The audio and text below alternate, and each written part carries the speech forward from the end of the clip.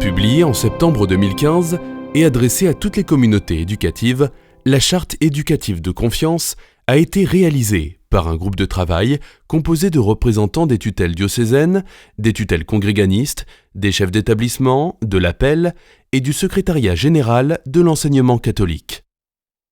Elle invite chacun à faire de la relation école-parent une relation de confiance.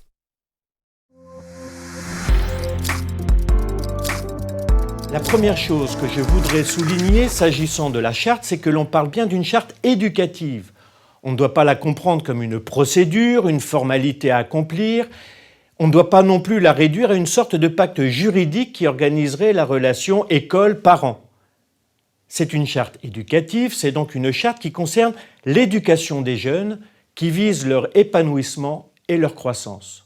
C'est en ce sens que la proposition éducative de l'école catholique considère comme primordiale cette relation entre les parents, qui sont les premiers éducateurs de leurs enfants, et les éducateurs de l'école auxquels ils les confient.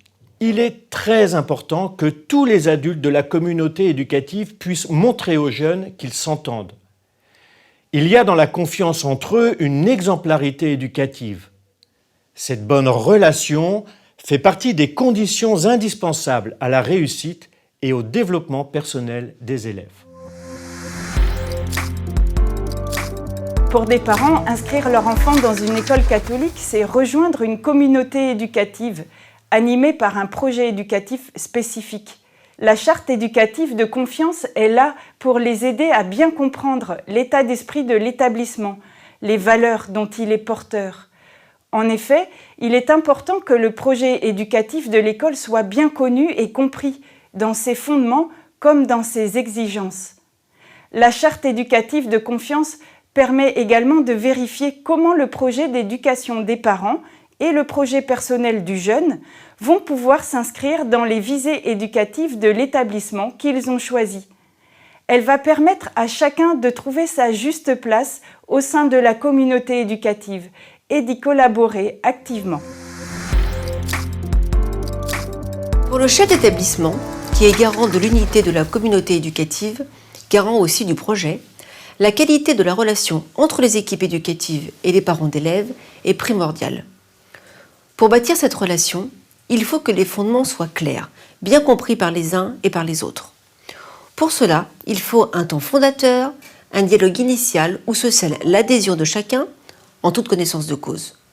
Ce qui se joue dès le premier contact, au moment de l'inscription, nous semble réellement décisif pour partir sur des bases solides.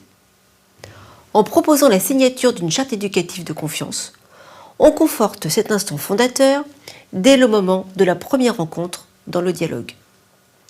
L'inscription dans un établissement catholique ne consiste pas, pour les parents, à imposer des demandes, à se positionner comme client ou comme consommateur.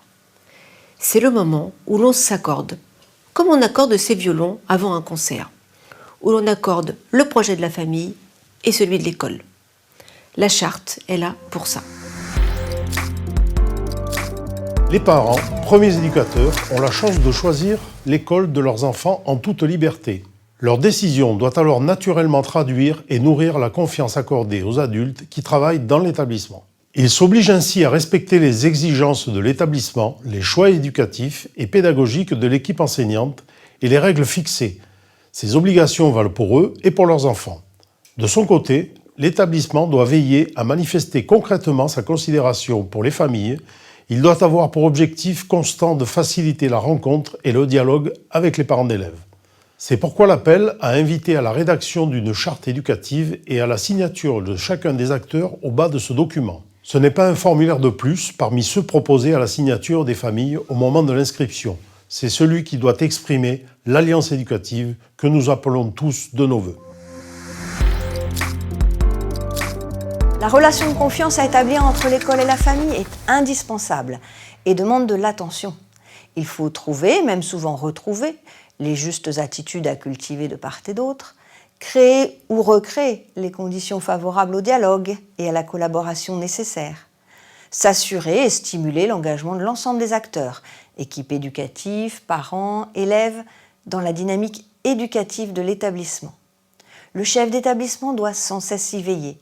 Pour l'y aider, la charte éducative est un bon outil de communication pour la communauté éducative, aide à la réflexion. Elle peut permettre d'aller plus loin, d'approfondir cette relation école-famille. Par exemple, comment faisons-nous en sorte que tout parent puisse exercer la responsabilité éducative qui lui revient ? Comment donner toute sa place à l'appel dans les diverses instances de l'établissement et au service de l'animation ? La charte éducative de confiance, je ne la vois pas comme une obligation à remplir, mais comme un support utile au travail des équipes. Dans l'esprit de ceux qui l'ont écrite, la charte est une invitation à une démarche.